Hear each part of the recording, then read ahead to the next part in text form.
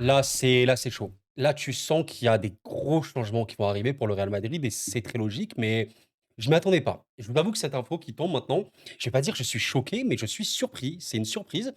Selon Sky Sports, Ancelotti ne terminera pas la saison du Real Madrid, littéralement. Il mènera l'équipe, du coup, en finale de la Copa, qu'on connaît évidemment face au Barça, un match que beaucoup de Madrilènes redoutent à juste titre, et il ne terminera donc pas la Liga selon ces derniers. Écoutez, moi j'étais dehors, tranquille, je rentre, je vois cette info, je suis obligé d'en parler. Il y a une actualité très chaude autour du Real. Ça va être un énorme dossier dans les semaines, dans les mois à venir. Ancelotti, je pense qu'on était à peu près toutes et tous d'accord pour dire: «C'est terminé». J'en ai parlé lors du débrief de Real Madrid-Arsenal, je vous invite à aller voir. J'ai eu beaucoup, beaucoup de retours vis-à-vis de ça. Il y a certains qui ont déjà commencé à parler des coachs. On va évoquer les probables et potentiels coachs pour le Real Madrid à la suite. Alors, comment vous dire? Ma position m'oblige toujours à vous rappeler, n'oubliez pas, ce sont, des infos. OK, sourcés, Sky Sports, c'est des médias fiables et cetera, mais ce ne sont pas des réalités pures et dures. Maintenant, on sait, généralement ce qui peut tourner autour du Real Madrid a une forme et une vraie part de vérité. On connaît aussi, l'immensité de ce club et tous les gros clubs. Disons qu'il y a pas des infos, qui sortent comme ça du chapeau pour rien. Il y a beaucoup de fake news évidemment, mais Ancelotti qui termine pas la saison, même si je suis surpris, on peut y trouver une forme de logique. En tout cas, j'espère vraiment que vous allez bien. Je vous souhaite une excellente vidéo. Installez-vous bien, n'hésitez pas à laisser votre plus beau like, pour me soutenir tout simplement et vous abonner si jamais vous êtes nouveau sur la chaîne. Je vous remercie du fond du cœur les gars. Bon oui, le programme pour le Real Madrid, déjà, il est très intense, mais je rappelle que la finale de la Copa del Rey, les gars, c'est littéralement le 26 avril. Je sais pas, vous vous rendez compte? À l'heure où je vous parle, c'est, ouais, dans 9 jours. 9 jours environ. Ça voudrait dire que Ancelotti ne sera pas là pour le Celta Vigo, pour l'autre Classico en Liga, pour Majorque, pour Séville. On en est là et la probable ah oui, il y a même le Real Sociedad ici, gros programme, hein, pour le Real. OK, la coupe du monde des clubs, sans coach, c'est très, bizarre quand même comme, sensation et en fait, on a tellement peu, l'habitude de voir le Real Madrid en crise ces derniers temps, ces dernières années. Alors, il y a eu des moments un peu compliqués, mais ils se sont toujours relevés. Là, c'est une vraie crise, rien que sur un point purement et simplement sportif, on en a parlé hier. Sur les derniers matchs, bon, il y a un match nul contre la Real Sociedad où tu te prends 4 buts, tu bats Leganés ici, tu prends 2 buts également, tu passes ric-rac contre l'Atlético Madrid, tu perds chez toi contre Valence, tu perds à Arsenal, tu perds également chez toi contre Arsenal, tu gagnes contre le Deportivo. C'est vraiment extrêmement problématique ce qui se passe. Et on va évoquer évidemment le coach, parce que le prochain coach, honnêtement, il a un chantier majeur, mais comme nous l'évoquions récemment, les gars, ne nous trompons pas sur une chose. Oui, le coach, avec tout le respect qu'on a, Carlo Ancelotti, je pense qu'il est aimé par énormément de personnes, dont moi, y a pas de problème. Mais aujourd'hui, le coach ne suit plus. Il a plus le groupe, et cetera. La tactique, c'est dépassé. On le sait très bien. Tout le monde le comprend. Mais ne nous trompons pas sur un point. Tu vas pas ramener un coach comme ça et allez, tout va changer. Parce que les joueurs, ce sont eux qui produisent le football. Il y a des consignes, il y a des exigences à avoir au plus haut niveau que vous connaissez très bien. Est-ce que le prochain coach pourra les développer au mieux? C'est aussi ce qui va nous intéresser dans cette vidéo, bien évidemment. Mais voilà, moi ce que je dis notamment aux supporters du Real, j'ai vu notamment ceci d'Edition Meringue quand on parlait, voilà, du fait de faire la saison de trop, mais on n'oublie pas tous les moments. C'est vraiment ce que je dis aux gens, n'oubliez pas tout ce que Carlo Ancelotti a écrit comme légende au Real Madrid. Ça a été un immense coach, ça a été, au-delà du Real, un immense coach tout court, hein, de l'histoire du football et un joueur aussi immense, on le sait très bien, heu, quelqu'un qui a été complet dans le monde du football depuis tellement de décennies maintenant. Bon, avant de passer à la question des coachs, parce que je sais que ça, voilà, je vois déjà les commentaires: «Ouais, Koro, il faut prendre Klopp, il faut prendre Xabi Alonso». Nous allons en parler. Je sais que certains vont me sortir un autre nom. Bah, d'ailleurs, on me l'a sorti hier, le nom, il commence par un Z. Il a des initiales avec 2 Z. Voilà, je pense que ça vous parle. On me l'a sorti, je pense deux trois fois dans ma dernière vidéo, mais on va en parler juste avant et oui, il y a également cette info alors de Nachito TV, je sais pas trop, c'est qui, mais encore une fois cette info-là, sans enlever crédibilité à cette personne, hein, peut-être qu'il est très fiable. Je ne connais pas assez, les sources madrilènes, mais l'info qui sort, au-delà d'être fiable, elle est très logique. Voilà ce qu'il dit. Parmi Jude Bellingham, Rodrigo Vinicius Junior et Kylian Mbappé, donc voilà, on connaît le quatuor magique, hein, sur le papier. Et oui, sur le papier, malheureusement, cette saison, ça n'a pas été super magique. Parmi eux, l'un d'eux ne sera plus au club la saison prochaine. Et là, on va commencer à attaquer un débat incroyablement important. Le scénario le plus probable reste évidemment un départ de Vinicius ou de Rodrigo d'ici là. D'ailleurs, je crois qu'il a ajouté, voilà, le journaliste a été clair, Bellingham et Mbappé ne partiront même pas en rêve, donc c'est soit Vini, soit Rodrigo. Et là, les gars, c'est en fait, c'est ce qui est terrible et je sais que certains m'évoqueront Florentino Pérez. D'ailleurs, c'est des messages que j'ai reçus, qui m'ont parlé de Pérez, du fait d'être trop dans l'idée de mettre en avant les stars, tout pour les stars. Vous voyez un petit peu ce modèle-là où tu penses pas forcément à la cohésion du groupe, mais à la star. À la star. Tu ramènes des stars pour l'image, pour, tout ce que tu veux, machin. En fait, le gros problème est je vais essayer de dire avec bonne foi.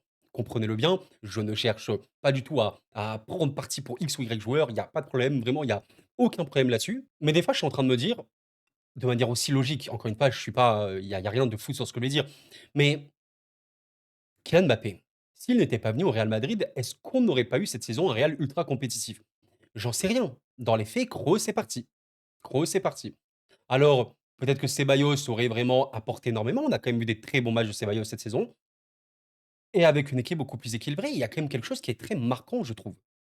Dans ce Real Madrid-Arsenal que je n'ai pas évoqué hier, je vais en profiter pour le dire maintenant.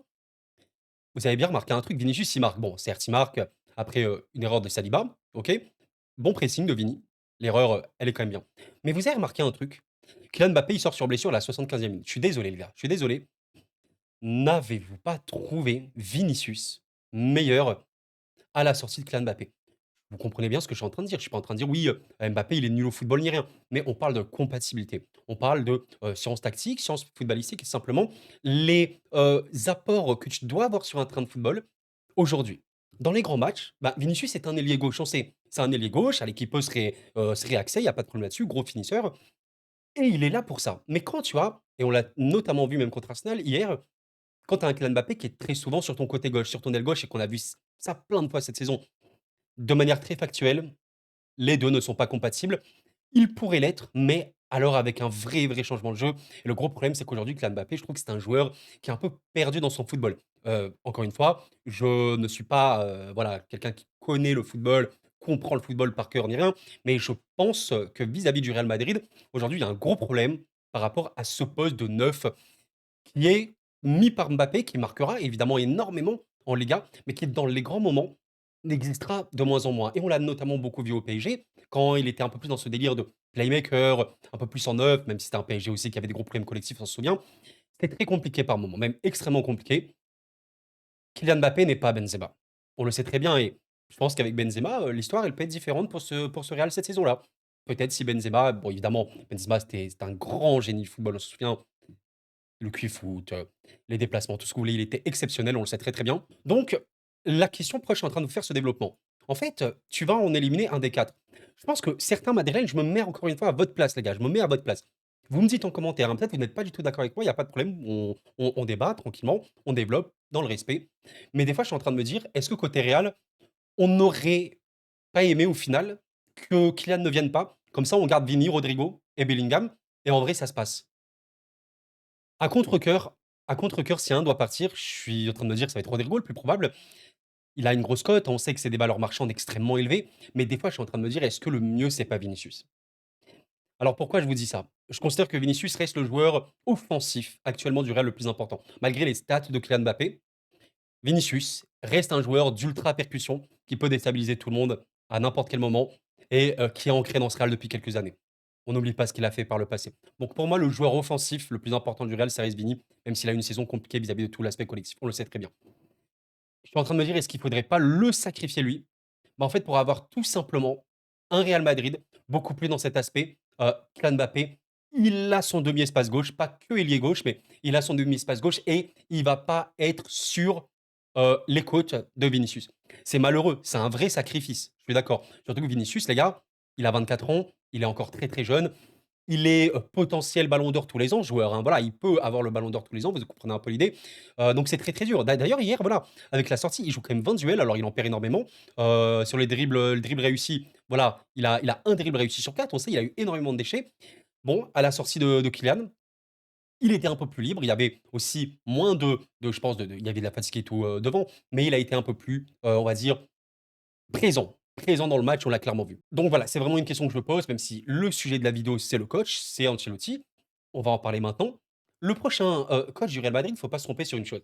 On parle de Klopp. Alors Klopp, heu, je vais être honnête avec vous, c'est une légende. Klopp a marqué, mais vraiment énormément l'histoire de la Première Ligue. Il a marqué comme rarement Liverpool. C'est un des coachs ces dernières années, ces derniers temps qui est vraiment parti au-delà d'être parti en héros, il est parti en légende. Il est parti en mythe. Klopp, à Liverpool, c'est une des plus grandes pages de l'histoire du football moderne et de la Première Ligue. Il y a eu, un passé, pour Klopp, notamment à Dortmund, où il a pu faire des performances de très, très haut niveau.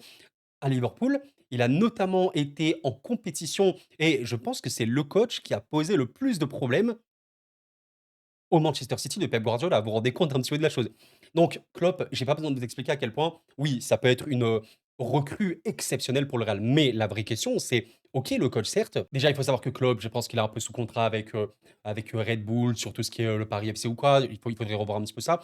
Mais la question, si Klopp vient, quelle équipe il voudra mettre en place? On se souvient d'un Liverpool extrêmement intense. Rappelez-vous du Liverpool de Klopp. Des courses non-stop, un pressing non-stop, des offensifs, je me rappelle de Firmino, on se rappelle de Sadio Mané notamment. Des efforts défensifs en veux-tu en voilà. Tactiquement, c'était extrêmement abouti, donc il y a pas de problème là-dessus. Klopp qui vient au Real Madrid, c'est je pense une des plus grosses nouvelles, du football, actuel en Europe. C'est une bombe, c'est vraiment une bombe. Mais ce qui peut l'être avec ces joueurs-là, offensivement parlant, dont 2 qui fait très, très peu d'efforts. Il faudrait un conditionnement de ces joueurs-là, mais dans les faits, quand tu vois Kylian Mbappé qui a 26 ans, il va faire 27 ans dans quelques mois. Bon, ouais, c'est pas un joueur, qui fait, des courses, énormément dans un match. On va dire des courses de repli ou des courses de pression. Même, la contre-pression. Contre-pression, ça peut être un peu mieux, mais ouais, les replacements, le jeu positionnel, tout ça, c'est pas le truc de Kylian. Donc est-ce qu'un gars comme Klopp qui vient peut, à ce point, le modifier? Parfois, je suis en train de me dire, en fait, c'est très, très simple. Sans prendre des joueurs d'élite ultime comme Lautaro Martinez. Mais vous savez qu'aujourd'hui, et encore une fois, comprenez ce que je dis, je n'attaque pas le joueur vis-à-vis de son talent. Je parle de jeu. Vous mettez Lautaro Martinez dans ce Real Madrid, mais vous vous rendez compte un petit peu ce que c'est comme délire? Lautaro Martinez, un des attaquants qui cavale le plus, qui fait le plus d'efforts sur un terrain, qui est extrêmement précieux dans toutes les phases du jeu. Vous vous rendez compte? Des fois, je me dis peut-être que ce Real aurait juste besoin d'un neuf qui est complet, de la tête notamment, vraiment de la tête, et qui ne lésigne pas sur ses efforts. Et vous savez, il y avait, un petit running gag dont on parlait l'année dernière, c'était El famoso Joselu. On se souvient de Joselu, le gars, quelle histoire de fou! Il est, venu au Real Madrid, à 34 ans, je sais pas quoi. Vous vous rendez compte de la situation? Il met un doublé contre le Bayern en finale, mais Joselu, c'était un mec qui se donnait. Il était aussi chaud de la tête, il faut le dire. Donc parfois, je suis en train de me dire: «Ouais, au lieu d'avoir 2 allez, un ailier gauche pur et dur, qui se recentre, comme Vinicius et un Mbappé polyvalent, mais qui fait tout sans faire quelque chose de super méga bien, dans les gros, gros matchs, j'entends. Bah, parfois, je suis en train de me dire: «Si tu as pas pourquoi tu aurais pas côté Real, un ailier gauche, un ailier droit et un avant-centre complet qui fait les efforts, de la tête qui est chaud comme Lautaro Martinez», même si c'est élite, élite, élite Europe, peut-être que ce serait vraiment, vraiment beaucoup plus pertinent. Donc voilà, si Klopp vient, il faudra une équipe extrêmement, extrêmement concernée et je me pose toujours cette question vis-à-vis d'Mbappé. Alors, autant il peut changer, peut-être qu'avec un coach, il peut changer. Voilà, mais on se souvient que Luis Enrique, je parle de Luis Enrique parce que c'est un coach que je connais bien pour le coup, qui demande des efforts énormissimes à ses joueurs. Bon, même Luis Enrique n'a pas réussi à changer Kylian Mbappé dans le jeu et ça a porté, préjudice au PSG l'année dernière sur, certains aspects. Bon, Mbappé ne partira pas du Real, soyons clairs, il fera sa carrière au Real, il peut tout remporter au Real, il peut gagner des ballons d'or, mais alors il faudrait un collectif derrière qui soit extrêmement intense et donc dans ce cas-là, tu peux garder Vinicius, certes, tu peux enlever Rodrigo, mais alors pour moi, c'est plus possible d'avoir Vinicius et Mbappé qui se marchent dessus. C'est ça qui m'inquiète énormément pour le Real et j'ai pas de réponse à cette question. N'hésitez pas à la développer, moi je n'ai pas de réponse. Bon, l'autre choix qui se présente de manière logique, c'est Xabi Alonso. Alors Xabi Alonso, faut quand même comprendre quelque chose, c'est un coach qui est jeune, l'expérience, c'est pas, son truc. On sait que le Real, il se tourne quand même vers l'expérience, on sait globalement donc bon, Xabi Alonso, on le sait très, très bien pour une chose, il a évidemment, joué au Real, on s'en souvient très, très bien pendant 5 ans. Ça a été, un immense footballeur, il a tout remporté également avec la sélection espagnole et il y a surtout ceci qui parle énormément aux gens, c'est Bayer Leverkusen. Avec le Bayer Leverkusen, il a réussi quelque chose d'absolument inédit dans l'histoire du football allemand. Pour la première fois, une équipe a fini invaincue sur une saison de Bundesliga. Rendez-vous compte de la chose, c'est, un exploit, une performance rarissime. C'est vraiment un truc qu'on voit très, très peu dans le monde du football tout court. Alors, je suis désolé si jamais je me trompe sur cette info, mais à ma connaissance, aucune équipe allemande, même le Bayern, a réussi, cet exploit de ne pas perdre sur une saison complète. Voilà. Il y a 6 matchs nuls, il y a 28 victoires et il y a 0 défaite pour cette équipe-là et on se souvient, d'une chose, Leverkusen, on avait beaucoup parlé la saison dernière, une équipe avec des préceptes de jeu absolument délirants. On parlait encore une fois de toute cette question football moderne, intensité, répéter les courses, les transitions offensives, défensives, ultra huilées, les offensives qui font des efforts. On se souvient de Florian Wirtz notamment, qui est un des meilleurs joueurs du monde, notamment parce qu'il a un volume de jeu énormissime. On se souvient de tout ça. Et on est encore sur cette même problématique. Est-ce que le Real peut le faire? Pour moi, oui, il y a des joueurs qui peuvent. Valverde, il cavale comme un fou déjà. Bellingham, il cavale énormément, même si cette saison, c'est pas le Bellingham de la saison dernière pour diverses raisons, mais il cavale, il peut faire les efforts. Rodrigo, bon, même si c'est pas l'attaque encore le plus, c'est clairement celui des trois qui en fait de plus. C'est pour ça que à chaque fois, on vient sur la même conclusion, la même conclusion. Ok, tu peux enlever Rodrigo, tu peux enlever Rodrigo, mais le truc, c'est que avec Vini et Mbappé, qui sont clairement incompatibles, comment tu fais? Ou alors tu dis, ok, Vinicius, Bellingham, Mbappé. Moi, je mets les trois. Et Mbappé est vraiment beaucoup plus sur l'aile droite et Bellingham est un neuf, un faux neuf. Ouais, pour moi, c'est quand même gâcher le potentiel et le talent de Bellingham, qui est un joueur hautement complet, qui honnêtement peut à peu près tout faire sur un terrain de football. Donc, si tu es dans cette idée de jouer avec Vinicius, Bellingham, Mbappé, ouais, pour moi, c'est bizarre. Pour moi, c'est quand même très, très bizarre. Mais vous vous rendez compte quand même sur une chose, c'est que là, plus je fais la vidéo, plus je me rends compte d'une chose, c'est que Pérez, entre guillemets, il a mis le Real dans une position très compliquée. Parce que le football, c'est des besoins footballistiques. Quand on prend des joueurs de football, on a besoin de certains profils, c'est normal. Par exemple, Kroos a été enlevé, il faut remplacer le profil de Kroos. Il n'a pas été remplacé comme le profil de Benzema, comme plein d'autres profils. Bon, et en fait, ce qui est dingue, c'est que au Real Madrid, il y a un des meilleurs joueurs du monde. Il y a peut-être le meilleur ailier gauche du monde, peut-être. Voilà. Depuis 2 3 saisons, c'est Vinicius. Ce qui est dingue, c'est que Pérez a pris Mbappé parce que c'est un des meilleurs joueurs du monde, OK, il y a pas de problème là-dessus, mais le profil de Mbappé profite-t-il au Real Madrid? Un joueur, OK, qui certes s'est un peu reconverti comme un neuf, mais qui n'est pas un neuf réellement, vous avez bien compris, c'est un joueur très polyvalent, mais qui est surtout un joueur de demi-espace gauche, qui a beaucoup évolué à droite aussi dans sa carrière, c'est vrai, mais énormément à gauche. Pourquoi ramener un joueur qui est, on va dire, dans le même profil que Vinicius?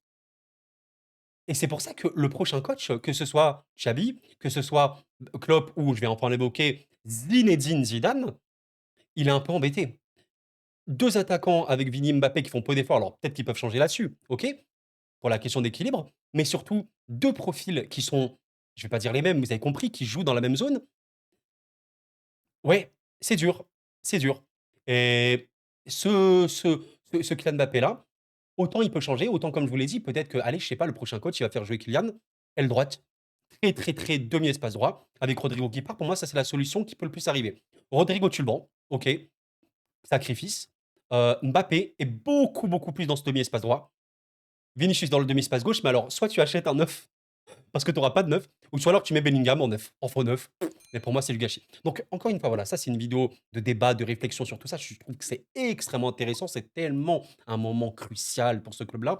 Je vous invite évidemment à me dire tous vos avis vis-à-vis de cette question. Mais voilà, comme j'ai dit en début de vidéo, à l'instant, je viens de voir ceci alors par Diari Oas, pardon, AS tout simplement. Qui indique que Carlo Ancelotti ne voudrait pas quitter le Real Madrid. Bon, maintenant, on sait très très bien ce qu'il en est, ne pas vouloir ou vouloir quelque chose et être contraint de le quitter. Je considère une chose très, très simple. C'est vrai que si nous considérons que Carlo Ancelotti perd, la finale de la Copa, peut-être sur un score lourd, ce qui est probable, hein, d'arriver malheureusement pour le Real. Le Barça reste extrêmement, extrêmement fort, on le sait très, très bien. J'ai beaucoup de mal à imaginer, Ancelotti rester après ça et même là, voilà, on dit qu'il veut pas quitter. Dans les faits, rassurez-vous, les gars, sauf catastrophe, je ne il y a aucune chance qu'Ancelotti reste la saison prochaine. Enfin, dites-moi un scénario où Ancelotti est coach du Real la saison prochaine. Le seul et unique scénario que je vois, Pérez ne veut pas le virer parce que l'indemnité machin, c'est cher, parce que les comptes du Real sont non, les comptes du Real sont bons, mais en gros, il veut pas le virer parce qu'il va aller au bout du contrat. C'est la seule et unique raison que je vois Ancelotti rester, mais évidemment, il ne restera pas. En tout cas, voilà, il y a aussi cette, comme je l'ai vu, cette volonté de Zinedine, pareil, pareil. Est-ce que le jeu, de Zinedine, voilà, qui n'a pas coaché depuis longtemps, Faut-il convenir à fond à ce football moderne là? Je ne sais pas. Encore une fois, je ne sais pas. Tout ça, c'est des questions et on va quand même arrêter la vidéo ici parce qu'elle commence à faire un petit peu long, le gars. Merci en tout cas d'avoir suivi. Je vous invite à laisser un petit like pour me soutenir, ça m'aide beaucoup. Je trouve ça super méga fascinant. On va en reparler, je pense, dès cet été. Cet été, on parle de toute façon beaucoup de foot, foot européen, foot français, beaucoup, beaucoup sur cette chaîne. Il y a pas de problème, mais cet été, les gars, restez connectés parce que le Real sera absolument à suivre. Il y avait des étés où voilà, bah, tu savais que le Real n'allait pas trop recruter, Mbappé n'arrivait pas encore à venir au Real, donc voilà. Mais là, cet été, ouais, c'est probablement un des étés, les plus attendus côté Real Madrid, au niveau des coachs, au niveau des joueurs. Qu'est-ce qui va se passer pour Vini? Est-ce qu'il va rester avec Mbappé? Les 2, est-ce qu'ils peuvent être compatibles à un moment? Est-ce qu'ils vont changer leur jeu? Rodrigo, est-ce qu'il va vraiment être sacrifié? Bellingham en faux neuf ou alors est-ce qu'ils vont acheter un neuf? Quid du milieu de terrain? Est-ce qu'il va y avoir un milieu? Enfin, on va être servi, croyez-moi les gars. Merci d'avoir suivi la vidéo les amis, c'était Cro, prenez soin de vous et la paix sur vous.